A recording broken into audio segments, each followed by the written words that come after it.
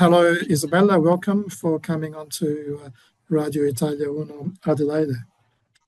Hello, thank you for having me. Now, I noticed while I was doing some searching on the internet, these awards that you received very recently, Mm. I think maybe a couple of months ago, the Master Trades Association as Rising Star and Hmm. Tradeswoman of the Year. That Yeah, seems quite impressive. So tell us a bit about what are these awards, and we'll look into your background, your trades background. yeah. So I guess early last year I became a peer ambassador, and through that, I guess I discovered a bit of a passion for helping other girls get into trade. So those awards, pretty much the reason why I ended up winning those awards is because I've done a lot to help other girls get into trade. I've been at some careers expos and spoken to a lot of young students about yeah, getting more girls into trade. Okay, that's already a couple of interesting points that we're going to talk about later. Is about getting Yeah. girls into trade. But you mentioned peer ambassador. What is peer? So Peer is a group training organization. So we hire apprentices and ensure they have a job for 4 years. So whether that be electrical, plumbing, or refrigeration, and we now have two defense programs as well. We have a SEP and a DIP program. Regardless of who you're hosted to or what you want to do within your trade, Peer pretty much keeps you employed. You do your trade schooling at Peer. They're the people who supply your uniforms. They'll make sure you're happy and well looked after during your apprenticeship. So it's a really good way to do an apprenticeship, to do one through a training organisation like Peer. Okay, so you're doing an apprenticeship through peer as kind of the maybe the teaching, the more educational side, and with a company. Yes, Yeah. yeah. So you'll be hired by Peer and then they will host you out. Ah, So I've been hosted to a company called Elecmech Services and I've been with them for 3 years now. And they've been really good to me. But if I wanted to do something different or discover a different type of electrical work, all I'd have to do is make a phone call to Peer and they would sort it out for me. So you never have to resign and find a new job. Like they can rotate you. So it's really good. okay. So, and I'm guessing you. I was going to ask you what's your apprenticeship? It's in electrical. Yeah, doing electrical, yeah. Okay. And these awards were by the Master Builders Association. So it's electrical clearly in the construction sector. And is that, it's a silly question, is that an area where it's difficult to find girls or women, young women, amongst Um, the trades? I I would say electrical is probably the most ahead at the moment. Like I often compare us to bricklayers and concreters. You really don't see many girls in those trades just yet, but I'm sure we'll get there. I think electrical has been yeah, one of the first big trades to really open their minds a bit towards having more girls and plumbing as well. They're both pretty good, pretty far ahead. Yeah, so interesting. When I was teaching in certain areas, I had people from the construction sector, and they're facing shortages of staff, employees, and they were starting to look for women, which is Yeah. a big culture shock. So, is it a culture shock? Now, you said electrical is good, but you're still Mm, electrical within the building sector. mm. How did they cope Yeah, having a girl, a young woman amongst them? I think I've been very lucky with my experiences, but I know some other people who yeah, it definitely is a culture shock. There's a lot of um, older men who still have quite old-fashioned, they've grown up in an industry that they've worked in their whole life, and it's just been men on the job site, and now they're seeing young girls come in. So I guess it's a bit of a culture shock for them because they're not used to it. And I haven't had it taken out on me, but I've got a few friends who've had some interesting comments made towards them about not being capable of doing their job. But Mm. at the end of the day, the way I always like to describe it is it's like in any workplace, you want a balance of all different types of skills. And I think if you don't hire any women, you're missing a whole different skill set of skill, like a whole different group of skills, because we just, yeah, men and women need to work together. So, but it's, yeah, it'll take a while. Even in electrical, it's like we're ahead of other trades. It's still not as anywhere as close to equal as it should be yet. And said you became an ambassador last year. What Mm. does that mean? What do they get you to do? So, well, it was a new thing for peers, so they hadn't done it before. They decided to select a group of ambassadors. So we were pretty much the face of peer for the year. So we we did a lot of photo shoots. We did a lot of media work for them. We've got a cinematic video coming out soon, which is to get more girls into trade. It's quite dramatic. It's like a dramatic commercial. But we pretty much did stuff like that for a whole year. So attending careers expos and yeah, photo shoots. We got a bunch of personal development training and media training. So it was good. It was really good for all of our like confidence and we're able to talk quite confidently now compared to what we could when we first started. But yeah, it was a good experience, like being a part of a bit more of the background work at Peer and seeing how it all goes. So yeah. Yes, and PEER, as I understand, was created by some trade unions getting together and just Yeah, setting it up. I Yes. believe so. I think the union did have a big part in setting up here. Yeah. And is it, now it's going back to your ambassador work, is it difficult to encourage young women, young girls to enter the trades? Um, it's it's not so much difficult. Especially at the Careers Expo, a lot of girls did come and speak to me about my experience, but you can tell we all have the same sort of hesitant fear of like, oh, is it safe for me? Mhm. Am I going to be treated differently? So I mean, there were quite a few girls that, yeah, you could tell they were so interested. They'd come to me with a list of questions about it, which was great. I loved being able to share my experience with them. But yeah, you can tell they're still a bit hesitant. I guess that's the difficult part of it is that there's still that stigma. And then Yes. there's also still the fear that I guess that schools and parents put on us, you know, that university, you have to go to university to be successful. And you see a bit of that as well. And I think you see that a bit more in girls than you do with boys these days, because the girls, I think they feel like they have to achieve quite high. So, but you still do see that in boys as well. But yeah, I guess that was the difficult part of it is trying to explain that electrical is still a very good career path. Yeah, and in fact, so now I was getting into another question I was going to ask you. How did you decide to go down the trades path? That's you say from you went in from high school, is that correct? Yeah. So I graduated high school, and throughout year 12, I wasn't too sure what I wanted to do. I was looking into engineering, and I was pretty set on that throughout high school that that's probably what I was going to end up doing because I was very good at physics. And I remember in year 12, we finally went to the unis and had a look at their courses. And we were at Flinders at Tonsley, and they brought out this massive boat that the engineers had designed. And I thought it was the coolest thing ever. And so I went up to them and spoke to them, and I said, "Oh, so like, how'd you guys build it?"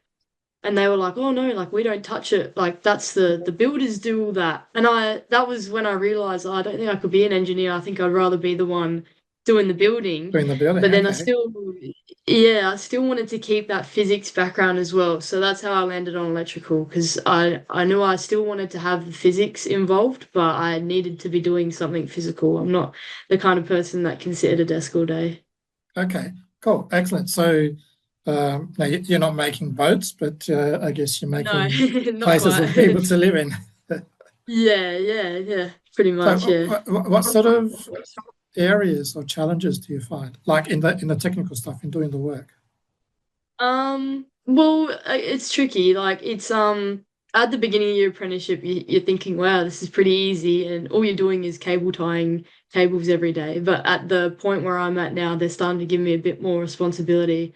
I'm starting to see a bit more of the challenging side of it, the problem solving, the having to do the thinking for yourself. There's so many things to take into consideration, and because I work in commercial construction Yeah. mostly, so you're always working around other trades, and that's a challenge as well, is, being able to communicate with other people and work around other people safely. So there's a lot to think about.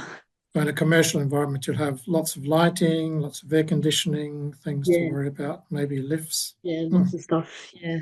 Yeah. And so this Tradeswoman of the Year award, what was involved in that? So for those two awards specifically, I was only nominated for the Rising Star Award.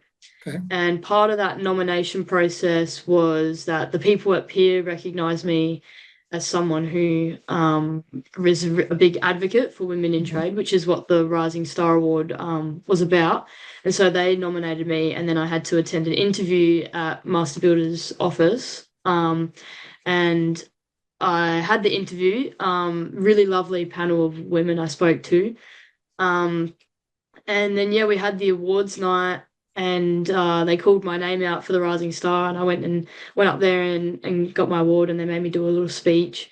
I sat back down, and 2 seconds later, they called my name out again for the Tradeswoman of the Year award. And I stood up, I was so confused. And it turns out that just out of all the nominees, I was just the only one that really stood out to them. They said I had an energy that not many other nominees had. A lot of people came into the interview really scripted. They said, like they sat down and straight away monotone and just Mm. gave them a script of an interview pretty much. Whereas I went in there, I had a laugh with them. There was banter. We had a good chat. And yeah, they said they loved me, so that was good. And then winning those two awards made me a finalist at the Master Builders Excellence Awards, which was a couple weeks ago. And that one I didn't win, but I was a finalist, which is a massive accomplishment as well, just to be a third year apprentice competing with people who have degrees in engineering and building and all that sort of stuff. So it was cool. Now, you said, when the panel was interviewing you and chatting with you, they came across as very, not scripted, and had good energy. And I can see it even in this conversation we're having, because we only just met a few minutes ago, and you're chatting nicely and with good energy, good positivity. It's nice to see. Good to see. So maybe even and you said you've got more confidence in your public speaking, and maybe some of the media training has been useful too. Yeah, I can thank Peter for that. Uh, okay, so now La Vista, that name, when I saw that name, I said, well, it looks Italian. Isabella looks Italian. So let's have a look. And then I reached out and you agreed to come onto the program. So tell us a little bit about your Italian background. Is there any Italian background? Yeah. So, both of my mum's parents were born in Italy and migrated here by boat, but they were quite young. I believe my nonna was 6 and my nonna was 3 when they moved here. Wow. Um, I can't remember where they both lived, but they both still speak fluent Italian, and they've been trying to get me to learn as well, which I probably should. And then dad's side of the family, my great nonna on dad's side of the family was born in Italy and migrated here. So yeah, lots of Italian background in my family. And so your non are speaking Italian, were speaking Italian to you as a kid? Did I Yeah, try? yeah, my great nonna, she barely spoke any English, so we tried to talk to her the best we could. The most I would get out of her before she died, the most she could say to us was, "Oh, you're getting bigger than nonna now." And that was sort of what she would say, and we would sing like "Happy Birthday" in Italian to her and stuff like that. So I did learn it throughout primary school. I kind of wish I kept learning, but yeah. That's right. Even just chatting to your nonna is a good way Yeah. to do it. Yeah, And I found you on Facebook, and I was looking for you, and I yeah. see lots of soccer photos. Soccer. So what's that? Yeah. Does that take up? Is that the second most time intensive part of your life at the moment? Not for me. So our family is a big soccer family. Okay. So my mum plays and my sister plays. Ah, So my youngest sister, she's only 15 and she plays senior WNPL soccer, which is pretty impressive for a 15-year-old. She's a goalkeeper, and mum plays just Div 5 women's social soccer, and I've been joining in a little bit with her recently. It does take up, even though I don't really play, it does take up a lot of my life because it's all we ever talk about here is soccer. So yeah. okay. And does that come from an Italian upbringing? Did your grandparents, nonna and nonna, also have a sports interest? Yeah, I think so. Yeah, I know when my dad was growing up, he played about every sport in the book, including soccer, cricket, and footy. And then when I was in primary school, I played soccer all throughout primary school. Um, and I played cricket as well with following dad's footsteps. And then Bianca, my youngest sister, took a liking to soccer, and she stuck with it longer than I did. Um, but yeah, I know that when my dad was growing up, his mum used to play a lot of sport as well. Yeah. Okay. I don't know about my nunu. I don't know if he kept playing as an adult too. I know that all the dad's aunties had a social netball team, I think, and they had a lot of social teams. They would play together. So there is a lot of sport background in So our strong family. sport culture in the family. Yeah. Yeah, Yeah. definitely. Yeah, good to see. Oh, well, oh dear, time's going on. Thank you, Isabella, for having come on to Radio Italia Una dell'Aide. And maybe a last message again. So, what can you say to encourage girls, but also young boys, to consider a trade as a good career option? Well, you're never gonna run out of work because there's a massive trade shortage in Australia at the moment. There's always going to be a toilet to fix or a light to fix. So you never have to worry about losing your job. And it's fun. You'll meet amazing people by doing an apprenticeship, and yeah, you make some lifelong friends. And it's definitely a successful career option. There's a lot of places you can go from doing a trade. That's right. And you said you've kept in touch with your physics interests by doing the electrical trades apprenticeship. Yeah, definitely. Cool. Yeah, definitely. Well, and it sounds like a very good system that Pierre has. I didn't realize that they actually employed you and then gave you the placements. Yeah, it's That's really good. that's very good. It's very nice. Yeah. It takes a lot of difficulties out of your decisions, but also the Yeah. company's decisions. Okay. Yeah, Yeah. definitely. Okay. Well, have a good weekend. Have you got, I guess, lots of soccer coming up over the weekend? Well, I think Bianca's season is done. Mum's is still going for a bit, and I've been filling in as their goalkeeper. So I Okay. guess yeah, there's a bit of that. Okay. So thanks again, and best wishes for the rest of your career. Thank you. Bye. Thanks. Bye, Isabella.